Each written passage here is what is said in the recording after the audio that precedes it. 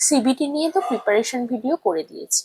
সেখানে আমরা চেষ্টা করেছি ম্যাক্সিমাম টপিক যতটা সম্ভব ডিসকাস করা যায় সেটা করার। এবার টাইমটা খুব ক্রুশিয়াল, সেটা হচ্ছে পরীক্ষার প্রিপারেশন নেওয়া থেকে পরীক্ষা দেওয়া পর্যন্ত। হাতে আর মোটামুটি 10 থেকে 15টা দিন সময় আছে। এই লাস্ট মিনিট তুমি নিজেকে কি করে প্রিপেয়ার করবে, আজকে সেশনে আমরা সেটাই ডিসকাস করবো। তাছাড়া আমরা কোনো কিছু যখন প্রিপেয়ার করি বা আমরা যখন কোনো কিছু প্রিপারেশন নিই, সবার সামনে থাকে একটা টার্গেট। কারণ টার্গেট ছাড়া আমরা কোনো কিছুতেই এগোতে পারি না। তো এখানে তোমার টার্গেট হচ্ছে কাট অফ মার্কস, মানে কত কাট অফ মার্কস মোটামুটি পেলে তাহলে তুমি তোমার নামটা লিস্টে দেখতে পাবে। কারণ তোমার এর পরের টার্গেট হচ্ছে সেকেন্ড স্টেপ, যেটা ইন্টারভিউ। তাই তুমি এই মুহূর্তেই টার্গেট করো না যে আমায় চাকরি পেতে হবে। তোমার এখন ফার্স্ট টার্গেট হচ্ছে সিবিটি ক্লিয়ার করে ইন্টারভিউ এর জন্য যাতে তুমি বসতে পারো। তারপরে ইন্টারভিউ প্রিপারেশন ভিডিও তো থাকছে তোমার জন্য। আজকে সেশনটাতে আমরা ডিসকাস করবো লাস্ট মিনিট প্রিপারেশন আর তার সাথে কিরকম কাট অফ যেতে পারে। আমি এর সাথে একজন registered nurse working as a senior faculty in government college of nursing and welcome to our channel Montastic let's make nursing simple. তো চলো আর দেরি না করে শুরু করা যাক। সবাইকে রিকোয়েস্ট ভিডিওটা শেষ পর্যন্ত দেখবে, যদি ভালো লেগে থাকে অবশ্যই লাইক এবং শেয়ার করবে। আর যদি কোনো ডাউট থেকে থাকে তাহলে কমেন্ট সেকশনে, ফেসবুকে, হোয়াটসঅ্যাপে এবং মেলে আমার সাথে যোগাযোগ করতে পারো, যার প্রত্যেকটা লিঙ্ক ডিসক্রিপশন বক্সে দেওয়া। আশা করি এই ভিডিওটা যখন পাবলিশড হচ্ছে তারপর থেকে তোমার হাতে 10 থেকে 15 দিন ম্যাক্সিমাম টাইম থাকবে।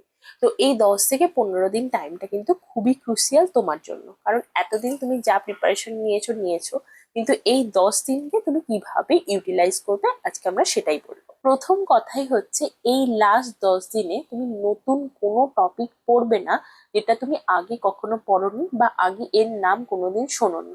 হয়তো বন্ধুদের সাথে ডিসকাশন বা কলিগের সাথে ডিসকাশনে বুঝতে পেরেছো যে সে পড়েছে তুমি পড়োনি, কিন্তু তুমি হঠাৎ করে সেটা মাথায় ঢোকাতে চাইবে না। তুমি নিজেকে ভাববে যে তুমি যেটা পড়েছো সেটা তুমি যথেষ্ট পড়েছো এবং সেটা নিয়েই তুমি চলবে। তাই 10 জনের সাথে এটা নিয়ে কথা বলতে গিয়ে তুই এটা পড়েছিস, তুই এটা পড়েছিস বা অন্যজন আরেকটা পড়েছে তাহলে আমার পড়া হয়নি, এই ধরনের প্যানিক থেকে নিজেকে দূরে রাখো। আর এরকম ডিসকাশন থেকেও নিজেকে যতটা পারো বিরত রাখো, কারণ এগুলো থেকে বেশি পরিমাণে স্ট্রেস হয়, আর স্ট্রেস হলেই কিন্তু তুমি যা পড়েছো ভুলতে থাকবে। ফার্স্ট হলো সেটা হচ্ছে নতুন কোনো টপিক তুমি এই লাস্ট 10 দিনে আর পড়বে না। সেকেন্ড হলো যেগুলো তুমি পড়েছো, মানে এতদিন খাতায় নোট করেছো বা এমসিকিউ করেছো বা পড়েছো, সেগুলোই তুমি এবার রিভিশন দিতে থাকো। দরকার হলে রিভিশনের একটা রুটিন বানাও, শেষ 10 দিন তুমি কি করে এই রিভিশনটা কমপ্লিট করবে। কিন্তু মাস্ট তোমাকে রিভিশন দিতেই হবে। তোমাকে যা যা সাবজেক্ট ওয়াইজ নোট করতে বলেছিলাম বা তুমি নিজে নোট করেছো বা এগুলো মনে হয়েছে এমফ্যাসিস দিয়ে পড়েছো বা পেজ মার্ক করেছো, তাহলে সেই জিনিসগুলোকে কিন্তু এই লাস্ট 10 দিনে তোমাকে মিনিমাম অন্তত একবার, যদি পারো তাহলে দুবার করে রিভিশন দিতে হবে। তাহলে কিন্তু তুমি পরীক্ষার খাতায় ঠিক উত্তরটা লিখতে পারবে। কারণ এটা কিন্তু সাবজেক্টিভ কোয়েশ্চেন নয়, এটা মনে রাখতে হবে যে তুমি আইডিয়াটা নিয়ে গিয়ে এমসিকিউ সলভ করতে পারবে না। তোমাকে কংক্রিট আনসারটাই কিন্তু এমসিকিউ এ টিক মারতে হবে।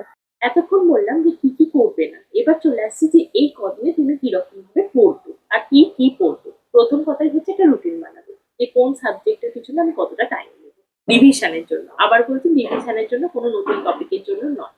দ্বিতীয় হচ্ছে কোন সাবজেক্ট গুলো এই কদিনে এমফ্যাসিস দেবে, সেটা হচ্ছে নার্সিং বেস সাবজেক্ট। তার মানে হচ্ছে অ্যাডাল্ট হেলথ নার্সিং বা medical surgical nursing, psychiatric nursing, community health nursing, paediatric nursing and gynae and obstetrical nursing. এই জিনিসগুলো বেশি করে ফোকাস দেওয়ার চেষ্টা করো, কারণ বেশিরভাগ কোয়েশ্চেন, মানে ধরতে পারো প্রায় 60 থেকে 70% কোয়েশ্চেন কিন্তু এই সাবজেক্ট গুলোর মধ্যে থেকে আসবে। তাই এই সাবজেক্ট গুলো যদি তুমি 70% কমপ্লিট করতে পারো তাহলে কিন্তু তোমার চান্সটা ওখানে অনেক বেশি ইন্টারভিউ অ্যাপিয়ার হওয়ার। আরেকটা যেটা সেটা হচ্ছে, যেমন তুমি মাধ্যমিক দিয়েছো, উচ্চ মাধ্যমিক দিয়েছো, এই সমস্ত বড় বড় বোর্ডের পরীক্ষার হার্ডেল গুলো ফেস করেছো। তার মানে তুমি এখন যথেষ্ট প্রিপেয়ার কি করে হার্ডেল ফেস করতে হয়। তাই এই লাস্ট 10 দিনে যেটা করবে, আমরা যেমন ছোটবেলায় করতাম যে টেস্ট পেপার সলভ করতাম, সেরকমই চেষ্টা করো এই সময় এমসিকিউ পেপার গুলো সলভ করার। কোনো মক টেস্টে যদি কোনো অ্যারেঞ্জমেন্ট থাকে বা সেই ধরনের জিনিসগুলো করার চেষ্টা করো, তাহলে কিন্তু তোমার নিজের উপর কনফিডেন্স কিন্তু বিল্ড আপ হবে এই 10 দিনে। এবং যে হীনমন্যতায় ভুগছিলে যে তুমি পড়তে পারছো না বা তুমি মনে রাখতে পারছো না, সেই হীনমন্যতাটা অনেকটা কেটে যাবে। আর যদি কোথাও মক টেস্ট না দিতে পারো তাহলে যেটা করবে সেটা হচ্ছে র্যান্ডামলি এমসিকিউ বই খোলো এবং যে পোর্শন গুলো তুমি পড়েছো সেইগুলো থেকে এমসিকিউ আনসার করার চেষ্টা করো উইদাউট আনসার না দিতে, মানে আনসার না দেখে এমসিকিউ সলভ করার চেষ্টা করো এবং দেখো তারপরে কমপ্লিট হয়ে যাওয়ার পর তুমি কত পারছো। এরকম ভাবে নিজের কনফিডেন্স বিল্ড আপ করতে থাকো এবং নিজেকে চেক করতে থাকো যে তুমি কতটা প্রিপেয়ার পরীক্ষার জন্য। এই হলো কি লাস্ট মিনিট প্রিপারেশন। এবার চলে আসছি কাট অফ। অনেকেই আমাকে কমেন্ট সেকশনে জানতে চেয়েছো, এমনকি শুধু কমেন্ট সেকশনে নয়, আমার সাথে দেখা হলেও জিজ্ঞাসা করেছো যে কাট অফ কেমন থাকতে পারে না। এখানে বলে রাখি যে এটা হচ্ছে ফার্স্ট সিবিটি, তাই এখানে কিরকম কাট অফের ট্রেন্ড চলে সেটা বোঝা সম্ভব নয়, যেহেতু একবারও এরকম কোনো সিবিটি এক্সামিনেশন নিয়ে পরীক্ষা হয়। কিন্তু যদি তুমি অন্যান্য এমসিকিউ পরীক্ষা বা সিবিটি পরীক্ষাগুলো দেখো, সেখানে যেরকম কাট অফ রেট, আশা করি সেই ট্রেন্ড কখনো এক্ষেত্রে ব্রেক হবে না, নর্মালি সেই ট্রেন্ডই চলে আসে। মোটামুটি তুমি ধরে রাখতে পারো যে তুমি সিবিটি এক্সামে 60% বা তার বেশি কারেক্ট আনসার করতে পারছো বা করে এসেছো, তাহলে তোমার নামটা মোটামুটি ইন্টারভিউ লিস্টে থাকবে। এটা প্রায় শিওরই বলে আশা করছি 60% বা তার অ্যাবাভ মার্কস পেলে তুমি তুমি সিবিটি ক্লিয়ার করে ইন্টারভিউ এর জন্য ডাক পেতে পারো। আবার বলছি যে অযথা ভুলভাল আনসার করবে না, যেটা জানো না, যেটা সম্পর্কে কোনো আইডিয়া নেই, সেটা ঠিক দিয়ে আসার চেষ্টা করবে না।